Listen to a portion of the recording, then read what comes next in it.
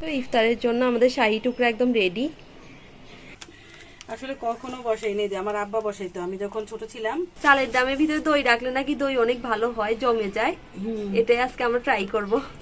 বক্সের ভিতর থেকে ফ্রিজে ঠান্ডা হবে। এখন পেঁয়াজ সবকিছু চুলে ফেলছে ও। এখানে 4 টুকরো করে নিচ্ছি একটা পাউরুটি। আসসালামাইকুম। এখানে অল্প একটু দুধ বেঁচে গিয়েছিল, আম্মু বলছে যে ওটা দিয়ে দই বানিয়ে ট্রাই করে দেখবে। সবসময় বলে সবাই নাকি এই যে এগুলো দিয়ে মানে ইয়াঙ্গের দুধ দিয়ে দই হয় না, অনেকেই বলে। তারপর অনেকে বলে হয়। তো এখন আমি কোনটা বিশ্বাস করব? এই জন্য ভাবতেছি যে আজকে আমি এই সামান্য একটু করে বসাই দেখি তো হয়নি।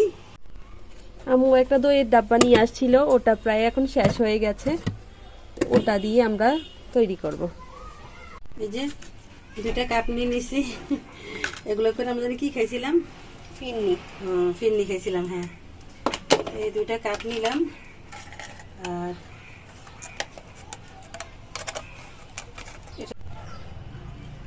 এটাতে দিলাম। এত বেশি দিও না আম্মু, আরো কম। আচ্ছা, এটা থেকে এটা অর্ধেক দিয়ে দিই।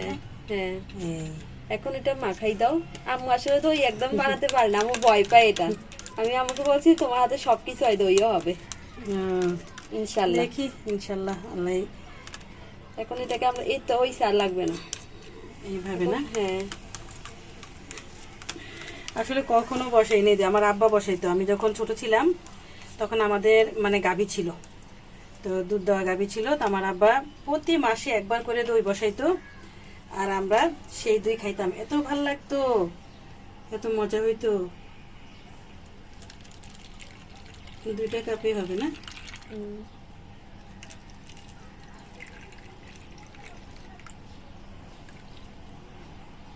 এখন কালকের ব্লগে দেখতে পাবেন যে আমাদের দই ঠিক মতো হয়েছে নাকি হয় নাই।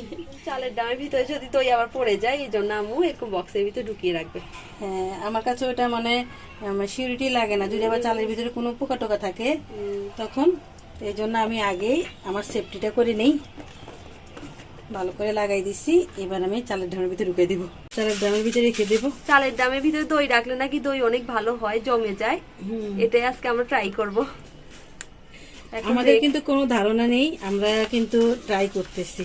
হ্যাঁ, এখন ঢাকনাটা আটকিয়ে দিব ড্রামের।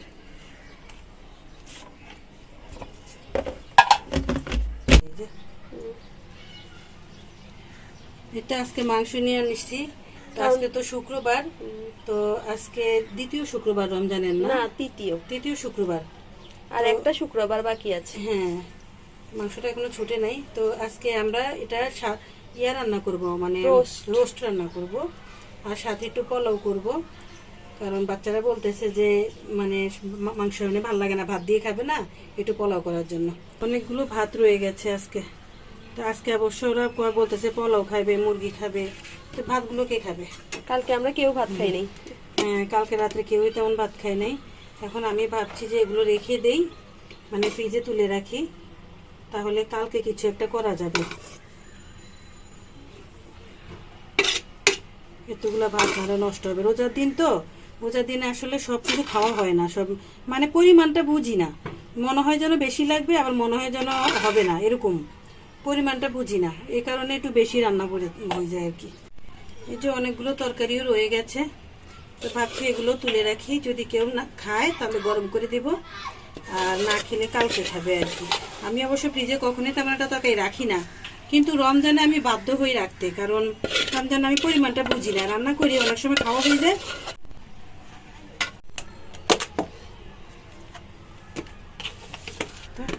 হয়ে গেছে, এখন এগুলো নরমাল ফ্রিজে রেখে দেব। আম্মু আজকে অনেক ব্যস্ত, মানে সময় কম, কাজ বেশি। এই জন্য তাসিনকেও দিয়ে দিয়েছে কিছু কিছু কাজ করার জন্য। আমার থেকে কাজ করতে অনেক ভালো লাগে, বিশেষ করে এসব কাটাকাটি কাজ অনেক ভালো লাগে। এই জন্য আম্মুকে কতক্ষণ ধরে বলে যে কাটাকাটি গাছগুলো আমাকে দিয়ে দাও, তা আম্মু থেকে জোর করিও কাটাকাটি গাছগুলো নিয়ে নিছে। আমরা একটা ডেজার্টও তৈরি করব পাউরুটি দিয়ে, মানে পাউরুটি এত বেশি হয়ে গেছে যে পাউরুটি আর মানে রাখার জায়গা পাচ্ছি না। এই আব্বু প্রতিদিনই একটা একটা পাউরুটি নিয়ে আসে।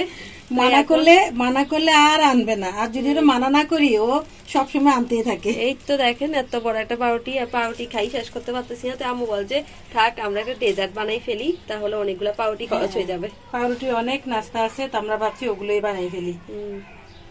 তাও নিষেধ করবো না, নিষেধ করলে আর আনবে না। হ্যাঁ, আজকে নাস্তাটা কিন্তু অনেক মজার, আপনাদের সাথে শেষের লুকটা শেয়ার করব। খুব ভালো হয় খেতে এই ডেজার্টটা। আমি এখানে পাউরুটি গুলোকে একটাকে 4 টুকরা করে কেটে নেবে।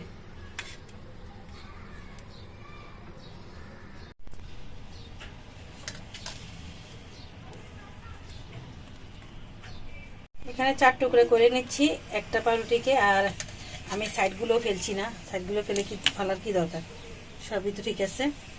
এই যে অনেকগুলো করে নিচ্ছি, এতটুকুই তো লাগবে না আমাদের, না আর 2 পিস নিব? না, এইটুকুই যথেষ্ট। হ্যাঁ এই তো। পাউরুটি গুলোকে আম্মু ভেজে নিচ্ছে ভালোভাবে। ভেজে ফেলেছি, লাল লাল করে ভেজে ফেলেছি। এখানে বাটার দিয়ে ভেজেছি এগুলো, সাথে একটু সয়াবিন তেলও দিয়েছি, বিস্কিটের মতো হয়ে গেছে। এখানে আম্মু ড্রাই ফ্রুট গুলাকেও কেটে নিচ্ছে। আমাদের কাস্টার্ডের যে মিশ্রণটা, ওটা আমরা এখন একটা বাটিতে ঢেলে নিচ্ছি। পারফেক্ট একটা বাটি নিছো। সবগুলো জায়গা হয়ে গেছে। হ্যাঁ, এটা কিন্তু ঘনত্বটা এরকম হবে, এর বেশি ঘন করা যাবে না, একটু পাতলা পাতলা হবে। তাসিন এখানে অনেক কাজই শেষ করে ফেলছে, আলু রসুন পেঁয়াজ সবকিছু চুলে ফেলছে ও। তো ইফতারের জন্য আমাদের শাহী টুকরা একদম রেডি করে ফেলেছি শাহী টুকরা। এখন খাওয়ার পাওলা, কিন্তু আমাদের রোজা রমজানের দিন তো আমরা দিনের বেলায় তৈরি করেছি, কারণ এটা আমরা ফ্রিজে রেখে দেব, ঠান্ডা হলে ইফতারের পরে খাবো। ডেজার্টটাকে আমি এরকম বক্সের ভিতরে ঢুকিয়ে দিয়েছি, কারণ আমরা ইফতারি পরে খাবো। তো ইফতারি পরে খেতে খেতে এটা বক্সের ভিতর থেকে ফ্রিজে ঠান্ডা হবে, তখন বেশি ভালো লাগে খেতে। এই জন্য এটাকে বক্সে রেখে এখন ফ্রিজে রেখে দিব। মাংসগুলোকে ভাজতে বসিয়ে দিয়েছি, এগুলো হালকা একটু ভেজে দিতে হবে। একটু মুরগিগুলো ভাজা হয়ে গেছে, তো বেশি লাল লাল করবো না, হালকা একটু লাল করছি শুধু। আর এগুলোতে কি দিচ্ছ? লবণ দিচ্ছ? হ্যাঁ, লবণ আর মরিচ দিচ্ছি। আম্মু আমার সাথে চলে গিয়েছিল, তা আমি এদিকে একটু লবণ আর একটু মরিচ এটা ভেজে নিচ্ছি। ভালো হয়েছে। আর লাল লাল একটু হালকা লাল লাল কালার করতে চেয়েছি, কারণ একটু লাল লাল কালার হলে ভালো লাগে খেতে।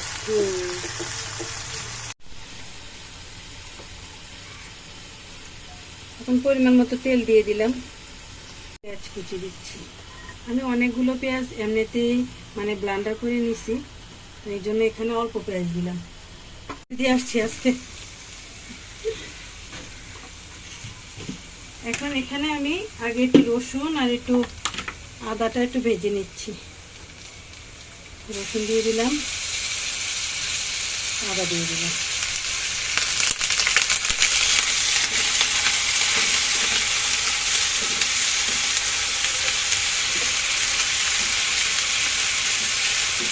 ভাজা হয়ে গেছে, এখন আমি তেলে দিচ্ছি। এখানে আছে কাঁচামরিচ, পেঁয়াজ, তারপরে আবার টমেটো, এগুলো সবগুলো একসাথে আমি পেস্ট করে নিয়েছি, এখন দিয়ে দিলাম। আম্মু অনেক সহজভাবে রোস্ট রান্না করে, একদম পানির মতো সহজ। আসলে ভেজাল রাখতে চাই না, কারণ ভেজাল করে রান্না না পরে আবার মানে অনেক সময় অনেক কিছু থাকে না, তখন রান্না হয় না। এখানে কিছু মশলা দিয়ে দিচ্ছি, না গোটা মশলা। এখানে দারচিনি নাই না? আচ্ছা থাক, দারচিনি লাগবে না। একটা বড় এলাচ দিয়ে দিলাম, আর ছোট ছোট এলাচ দিছি, লং দিছি, আর গোলমরিচ দিছি। এখন এগুলোকে একটু ভালো করে একটু কষিয়ে নিই, তারপরে গুঁড়া মশলা দিব। তাসিন এখানে ইফতারি কুচু করা শুরু করে দিছে, ইফতারি আর বেশি সময় নাই। আর এখানে আমাদের শরবত রেডি।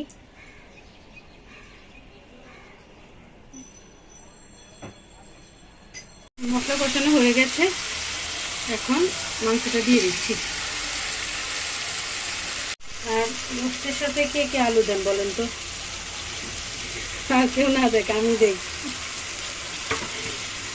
আমার বাচ্চারা অনেক পছন্দ করে, এই আলুটা ভীষণ পছন্দ করে, এই জন্যই দেই। আলু রোস্ট, হ্যাঁ, আম্মু থেকে আলু রোস্ট রেসিপি আপনারা লিখে নিতে পারেন।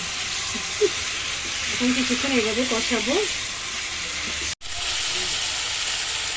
আমরা ইফতার করে চলে আসছি, মানে আজান দিয়ে দিয়েছিল, এখন আম্মু চুলা ডিম করে চলে গিয়েছিল। আমার সামনে পরে দিয়ে আবার আইসা চুলা বন্ধ করে দিছি, কারণ ইফতারের সময় গেছে, ওখানে অনেক কাজ ছিল, আবার আমরা ইফতারি করবো, একটা সময় যাবে, এর জন্য নষ্ট হয়ে যাবে, এ পর্যন্ত পোড়া লেগে যাবে, এর জন্য আমি চুলা অফ করে দিয়ে চলে গেছি।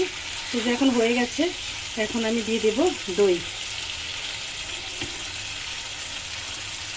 একটু দইটা দিয়ে দিচ্ছি।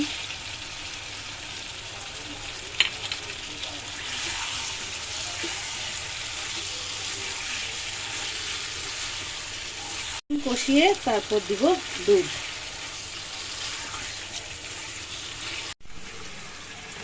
দুধটা আমি এখানে নিয়ে নিচ্ছি। একটু কষানি হয়ে গেছে, আর এখন দিয়ে দিচ্ছি এই যে দুধ। আমি সম্পূর্ণ রান্নাটা কিন্তু এই দুধের উপরেই করব, আর এক ফোঁটাও পানি দেব না,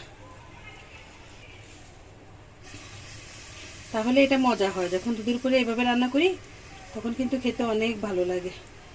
আমার আম্মু থেকেও নানুর হাতে রোস্ট কিন্তু আরো বেশি মজার হয়। কখনো যদি ঢাকা যাই তাহলে নানুর হাতে রোস্টের রেসিপিটা ইনশাল্লাহ শেয়ার করব। নানু একদম সাদা সাদা রোস্ট তৈরি করে, আর অনেক মজার হয়। আমার আম্মা তো রান্না করতে করতে অনেক এক্সপার্ট হয়ে দক্ষ, গেছে, হ্যাঁ। তো আমি এখন অতটা এক্সপার্ট না।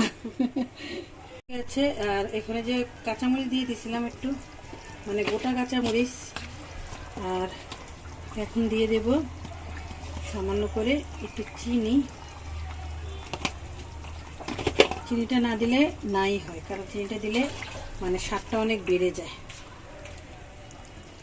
আর তারপর দিয়ে দেবো একটু বেরেস্তা।